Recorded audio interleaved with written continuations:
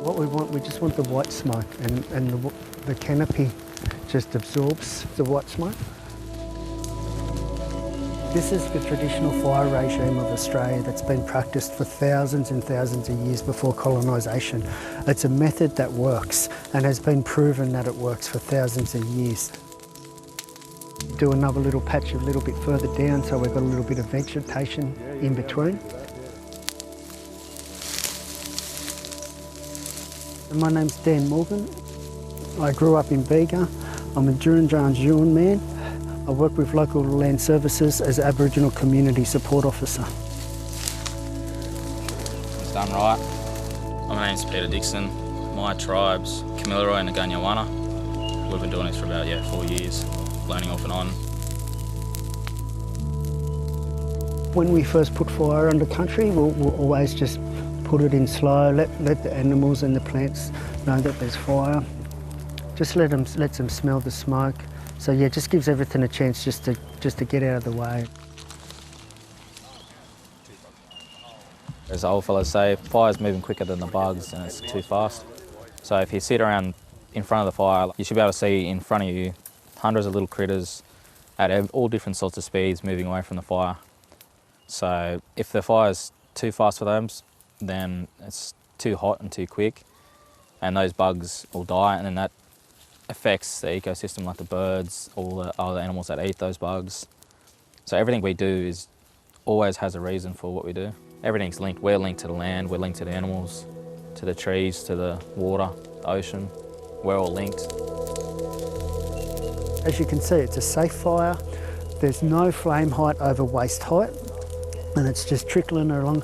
We can walk with the fire. And we're not putting in lines of fire here where it convects and it sucks and draws in on each other. And so when you use fire this way, fire is your friend, and it's not to be feared of. Like, fire is a living spirit in our culture, and it's something that we respect a lot. Yeah, I tried there before, maybe back here a little bit further. So this is the Bega Aboriginal Land Council land. This is like the southern Yuin country down this way.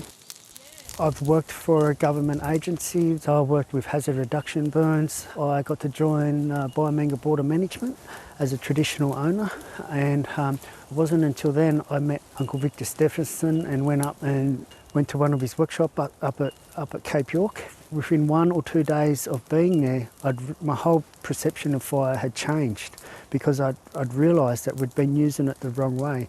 And the way that we were using fire by burning for hectares was damaging country. And that's what I think is the problem today. We're burning for hectares, not country. We need to go back to burning for different country types. This is still sand-rich country, so the soil content that we're standing on now is a sandy loam. So it's a mixture between soil and sand itself. What we're doing here, we're trying to burn for the health of the soil and trying to build that soil back up. And then once we get that soil to a good health, it will hold more moisture. It's hard, but this one, because it's a reset and it hasn't had fire on it for so long. A reset burn is basically we're trying to implement the cooler fire through that sick bushland to reduce all that fire-dominant species like bracken fern, kerosene bush. You know that grass that I showed you? Yeah. Once stuff like that will start coming back. We've always had fire, you know, like the lightning, he's like the teacher of fire, you know, so we've always had fires in the history of Australia. Nothing like the fires that we're getting now, but not like there's no stories, no creation stories of fires like we've just had in this last summer. We don't want that to repeat again in another couple more years. Cultural burning, it's not a silver bullet, you know, it's not an overnight fix, but I really do think if we have like a wide-scale program where we're doing this type of work all the way up and down the coast, you know, like I really do think in maybe 10 years we could see a massive difference.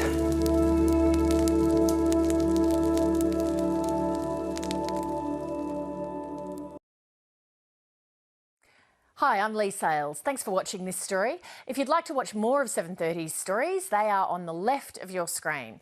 And tap on the button below to subscribe and get the latest from ABC News.